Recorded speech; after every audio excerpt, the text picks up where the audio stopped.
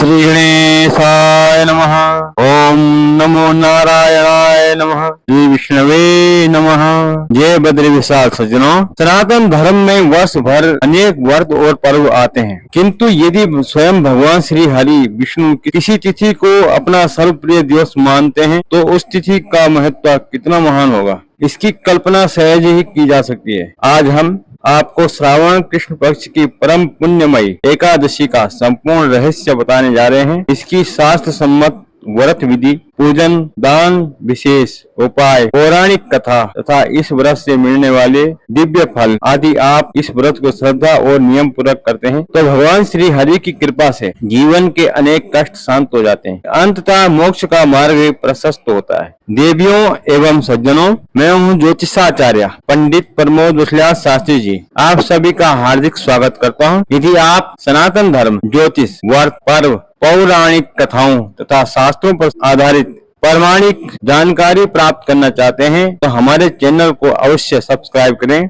और इस वीडियो को अंत तक अवश्य देखें, क्योंकि बीच में छोड़ी गई जानकारी कई महत्वपूर्ण आध्यात्मिक रहस्यों से आपको वंचित कर सकती है। सर्वप्रथम बात करते हैं, एकादशी क्यों है भगवान विष्णु की सर्वप्रिय तिथि। सनातन शास्त्रों में कहा गया है कि भगवान श्री हरि विष्णु को समर्पित सभी तिथियों में एकादशी का स्थान सर्वोच्च माना गया है। यहाँ केवल उपवास का दिन नहीं है, बल्कि आत्मशुद्धि, मनोनिग्रह, इंद्रिय निग्रह और ईश्वर साक्षात्कार का दिव्य अवसर है। पद्म पुराण में भगवान श्री हरि कहते हैं, न गायत्र परम मंत्रम, न मातुः पर देवतम, न काश्या परमम तीर्थम, नेकादश्या समम व्रतम। अर्थात जिस प्रकार गायत्री मंत्र से श्रेष्ठ कोई मंत्र नहीं, माता से बढ़कर कोई देवता नहीं और काशी से बढ़कर कोई तीर्थ नहीं है, उसी प्रकार समस्त व्रतों में एकादशी व्रत सर्वोत्तम माना गया है। अब जानते हैं एकादशी का शास्त्रीय महत्व। स्कंद पुराण में कहा गया है, एकादश्याम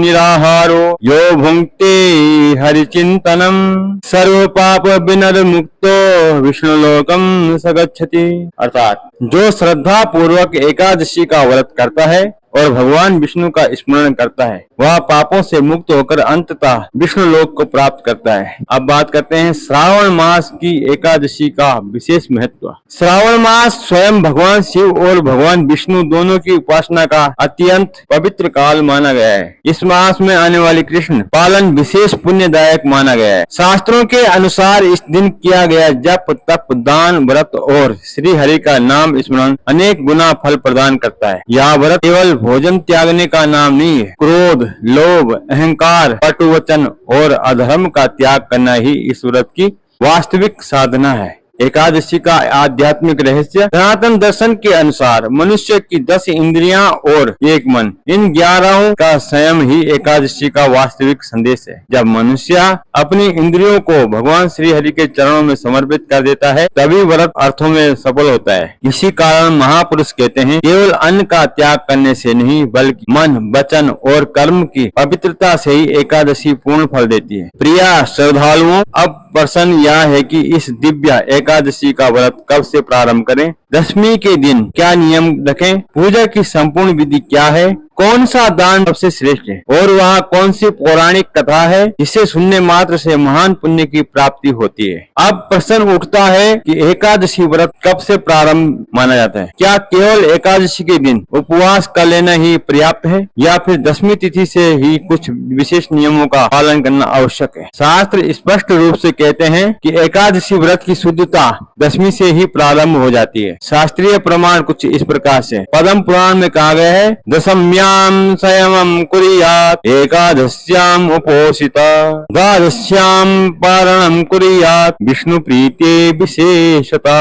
अर्थात जो भक्त दशमी से संयम रखकर एकादशी का उपवास करता है तथा द्वादशी को विधि पूर्वक पारण करता है, वह भगवान विष्णु की विशेष कृपा प्राप्त करता है। अब बात करते हैं दशमी के दिन क्या करें। व्रत की सफलता का आधार दशमी का आचरण है। दशमी के दिन सात्विक भोजन करें, क्रोध, कटुवचन और विवाद से बचें, मांस, मदिरा, लहसुन, प्याज तथा तामसिक भोजन का त्याग करें, ब्रह्मचर्य का पालन करें, यथासंभव एक समय भोजन करें। सायंकाल भगवान विष्णु का स्मरण कर व्रत का संकल्प लें। व्रत का संकल्प कुछ इस प्रकार से। सायंकाल या एकादशी प्रातः स्नान के पश्चात हाथ में जल, अक्षत एवं पुष्प लेकर संकल्प करें। ममाखिल पाप क्षय पूर्वक श्रीमन नारायण प्रीत्यर्थम श्रावण कृष्ण एकादशी व्रतम अहम करिष्यामि, अर्थात मैं अपने सभी पापों के क्षय तथा भगवान श्रीमान नारायण की प्रसन्नता के लिए श्रावण कृष्ण एकादशी का व्रत करता हूँ। एकादशी प्रातः काल की पूजा विधि। ब्रह्म मुहूर्त में उठे, ओम नारायणाय का स्मरण करें। पूजा स्थान पर भगवान विष्णु, माता लक्ष्मी तथा तुलसी जी की स्थापना करें। अब कर्मशः दीप प्रज्वलित करें, धूप अर्पित करें, पीले पुष्प अर्पित करें, तुलसी दल अर्पित करें, चंदन का तिलक करें, फल एवं नैवेद्य अर्पित करें और भगवान विष्णु का ध्यान करें। शांताकारं भुजगशयनं पद्मनाभं सुरेशं विश्वाधारं गगन सदृशं मेघवर्णं सुभागं लक्ष्मीकान्तं कमलनयनं योगी विद्यानगम्यं वंदे विष्णुं भवभयहरं सर्वलोकैकनाथम, अर्थात मैं उन भगवान विष्णु को प्रणाम करता हूँ जो शेष नाग की शैया पर शयन करते हैं, जिनकी नाभि से कमल उत्पन्न हुआ, जो समस्त जगत के आधार हैं, लक्ष्मीपति हैं और संसार के भय का नाश करने वाले हैं। जानते हैं इस दिन कौन सा मंत्र जपें? यदि अधिक समय ना हो तो केवल ओम नमो नारायणाय या ओम नमो भगवते वासुदेवाय, इनमें से किसी एक मंत्र को चुनो और 108 या 1008 अथवा सामर्थ्य के अनुसार अधिक से अधिक जप करें। बात करते हैं एकादशी के दिन क्या नहीं करना चाहिए। शास्त्रों के अनुसार चावल का सेवन नहीं करना चाहिए, किसी का अपमान नहीं करना चाहिए, असत्य नहीं बोलना चाहिए, क्रोध नहीं करना चाहिए, निंदा या चुगली से बचना चाहिए, दिन भर भगवान के नाम का स्मरण करना चाहिए। याद रखिए, एकादशी केवल पेट का उपवास नहीं है, बल्कि मन, वाणी और व्यवहार का भी उपवास है। अब बात करते हैं एकादशी जागरण के महत्व का। यदि संभव हो तो रात्रि में भगवान विष्णु के नाम का कीर्तन, विष्णु सहस्त्र नाम, गीता पाठ अथवा श्रीमद् भागवत का श्रवण करें। स्कंद पुराण में कहा गया है, जागरणम हरे रात्रो सर्व पाप प्रणाशनम, अर्थात एकादशी की रात्रि में भगवान हरि का जागरण सभी पापों का नाश करने वाला है। अब बात करते हैं द्वादशी को कैसे पारण करें। द्वादशी तिथि में पारण के निर्धारित समय के अंदर भगवान विष्णु की पूजा करें, तुलसी युक्त जल ग्रहण करें, ब्राह्मण, गो अथवा किसी जरूरतमंद को यथाशक्ति दान करें। इसके पश्चात सात्विक भोजन से व्रत का पारण करें। प्रिय श्रद्धालुओं, अब हम जानेंगे कि इस पवित्र एकादशी पर कौन सा दान करना चाहिए, कौन से उपाय भगवान विष्णु को शीघ्र प्रसन्न करते हैं और किन लोगों के लिए यह व्रत विशेष रूप से फलदायी माना गया है। पहले बात करते हैं शास्त्रों में दान का महत्व। सनातन धर्म में व्रत तब पूर्ण माना जाता है जब उसके दान, सेवा और करुणा का समावेश होता है। दान करें, गो सेवा हेतु सहयोग, तुलसी का पौधा, श्रीमद् भागवत या विष्णु सहस्त्र नाम की पुस्तक, दीपदान, निर्धन विद्यार्थियों को अध्ययन सामग्री। ध्यान रखें, दान कभी प्रदर्शन के लिए नहीं होता, बल्कि सेवा भाव से होना चाहिए। अब इस एकादशी के 5 विशेष उपाय भी जानिए। पहला उपाय, भगवान विष्णु को 11 तुलसी दल अर्पित करते हुए प्रत्येक पत्ती पर बोले ओम नमो भगवते वासुदेवाय। शास्त्रों में तुलसी के बिना भगवान विष्णु की पूजा आदि मानी गई है। दूसरा उपाय, सायंकाल भगवान विष्णु के समक्ष घी का दीपक जलाकर विष्णु सहस्त्र नाम अथवा ओम नमो नारायणाय का कम से कम 108 बार जप करें। तीसरा उपाय, पीपल के वृक्ष के नीचे दीपक जलाकर भगवान विष्णु का स्मरण करें। चौथा उपाय, किसी भूखे व्यक्ति को भोजन अवश्य कराएं। अन्नदान को महादान कहा गया है। पांचवा उपाय, यदि घर में आर्थिक कठिनाई, मानसिक अशांति या बार बार बाधाएं आती हों तो एकादशी के दिन श्री हरि के चरणों में पीला पुष्प अर्पित कर यह प्रार्थना करें, हे लक्ष्मीपति श्री हरि, मेरे जीवन से दरिद्रता, भय और दुख का नाश कर धर्म, भक्ति और सद्बुद्धि प्रदान करें। बात करते हैं किन लोगों को यह व्रत अवश्य करना चाहिए। जिनके जीवन में आर्थिक संकट हो, जिनका मन सदैव अशांत रहता हो, जिनके कार्य बार बार रुक जाते हो, जिन पर ऋण का भार हो, जो आध्यात्मिक उन्नति चाहते हैं, जिनकी संतान अध्ययन में एकाग्र न हो, जो भगवान विष्णु की कृपा प्राप्त करना चाहते हो। एकादशी का वास्तविक अर्थ, अनेकों लोग सोचते हैं कि केवल भूखे रहने का नाम ही एकादशी है, किंतु शास्त्र ऐसा नहीं कहते। एकादशी का वास्तविक अर्थ है आंखों से शुभ देखना,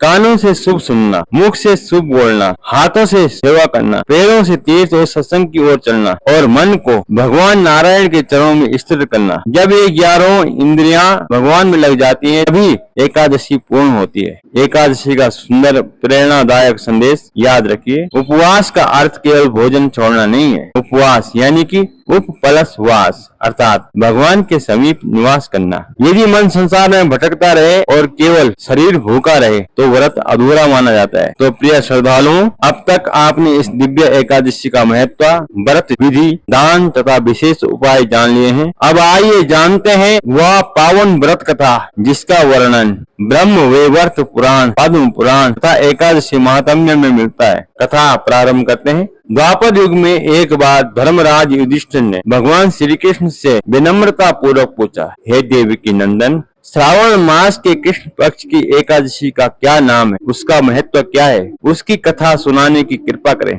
भगवान श्री कृष्ण मुस्कुराए और बोले, हे राजन, तुमने अत्यंत कल्याणकारी प्रश्न पूछा है। एकादशी का नाम अजा एकादशी है। इसका व्रत मनुष्य के महापापों का भी नाश कर देता है। अब मैं तुम्हें इसकी पवित्र कथा सुनाता हूँ। प्राचीन काल में हरिश्चंद्र नाम के एक महान सत्यवादी राजा थे। वे धर्म, दया और न्याय के लिए प्रसिद्ध थे, किंतु पूर्व जन्मों के कर्मों के प्रभाव से उनके जीवन में एक ऐसा समय आया कि उन्हें अपना संपूर्ण राज्य, धन और वैभव छोड़ना पड़ा। इतना ही नहीं, उनकी पत्नी और पुत्र भी उनसे अलग हो गए। अंततः वे काशी में एक शमशान में चांडाल के अधीन कार्य करने लगे। उनका कार्य था शमशान में आने वाले लोगों से कर लेना। राजा हरिश्चंद्र के जीवन में चारों ओर दुख ही दुख था, फिर भी उन्होंने सत्य का मार्ग कभी नहीं छोड़ा। महर्षि गौतम का आगमन हुआ। कुछ कल्प भेदों के अनुसार लोमस ऋषि, तो कुछ कल्प भेदों के अनुसार विश्वामित्र का आगमन भी बताया गया है। तो एक दिन उनके पास एक महान ऋषि आए।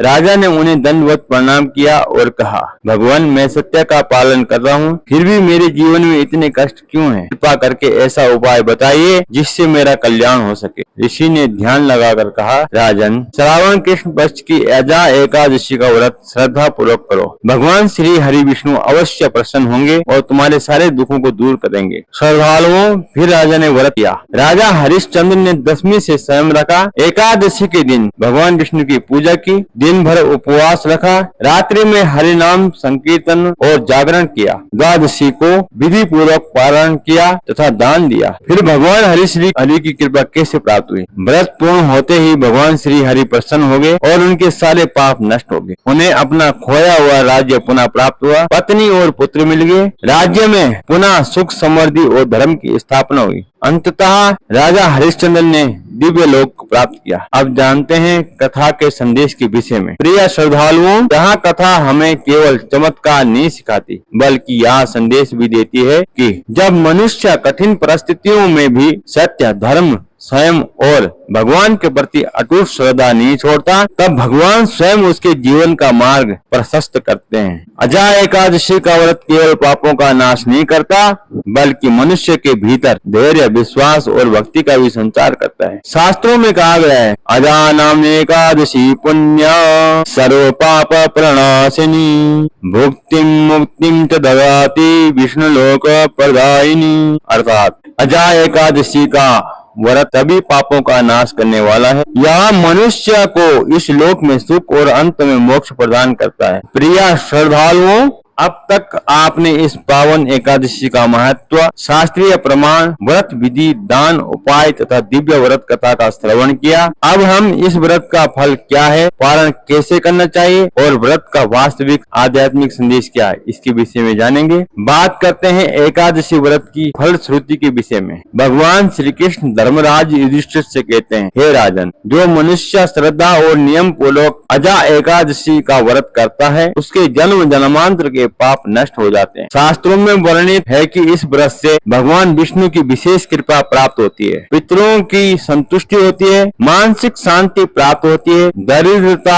और दुख दूर करने की कामना की जाती है। धर्म, अर्थ, काम और मोक्ष चारों पुरुषार्थों की प्राप्ति का मार्ग प्रशस्त होता है। अंततः विष्णु लोक की प्राप्ति का पुण्य फल भी बताया गया है। बात करते हैं कि द्वादशी के दिन पारण कैसे करें। व्रत का जितना महत्व एकादशी का है, उतना ही महत्व द्वादशी के पारण का भी है।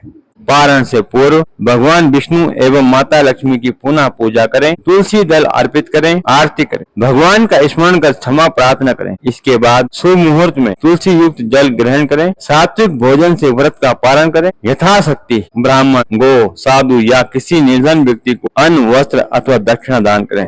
बात करते हैं यदि कोई पूर्ण उपवास न कर सके तो क्या करें। शास्त्र करुणा का मार्ग सिखाते हैं। यदि स्वास्थ्य कारणों से निर्जल या निराहार व्रत संभव न हो सके तो फलाहार करें, दूध या जल ग्रहण करें, भगवान विष्णु का नाम जप अवश्य करें, मन, वाणी और कर्म को पवित्र रखें। भगवान बाहरी कठिनाई नहीं, भीतर की श्रद्धा को स्वीकार करते हैं। अब बात करते हैं कि एकादशी का वास्तविक संदेश क्या है। प्रिय श्रद्धालुओं, एकादशी केवल भोजन त्यागने का पर्व नहीं है, यह है बुरे विचारों का त्याग, क्रोध का त्याग, लोभ का त्याग, अहंकार का त्याग, ईर्ष्या का त्याग और भगवान के श्री चरणों में अपने मन को समर्पित करना। यही एकादशी का वास्तविक व्रत है। अब जानते हैं प्रेरणादायक संदेश। याद रखिए, उपवास शरीर को हल्का बनाता है लेकिन भक्ति आत्मा को प्रकाशित करती है। यदि इस एकादशी पर आपने किसी एक व्यक्ति की सहायता की, किसी भूखे को भोजन कराया, किसी दुखी को सांत्वना दी और भगवान का स्मरण किया तो समझे आपका व्रत सार्थक हो गया। अंत में भगवान से प्रार्थना करें, त्वमेव माता च पिता त्वमेव बंधुश्च सखा त्वमेव विद्या द्रविणम त्वमेव सर्वम मम देव देवा। अर्थात हे प्रभु, आप ही मेरे माता पिता हैं, आप ही मेरे बंधु मित्र, ज्ञान और संपूर्ण जीवन के आधार हैं। अब दर्शकों से निवेदन है, यदि आपको यह शास्त्र सम्मत जानकारी उपयोगी लगी हो तो इस वीडियो को अधिक से अधिक सनातन प्रेमियों तक पहुंचाइए। प्रिय श्रद्धालुओं, मैं हूँ ज्योतिषाचार्य पंडित प्रमोद वसलिया शास्त्री जी। भगवान से यही प्रार्थना करता हूँ कि आप सभी पर भगवान श्री हरि विष्णु एवं माता लक्ष्मी की असीम कृपा बनी रहे। अगली वीडियो में फिर मिलेंगे एक नए शास्त्रीय विषय के साथ। बोलिए श्री लक्ष्मी नारायण भगवान की जय, श्री हरि विष्णु भगवान की जय, श्री बद्री विशाल भगवान की जय। ओम नारायणाय नमः। श्री कृष्णम अर्पणम अस्तु। धन्यवाद।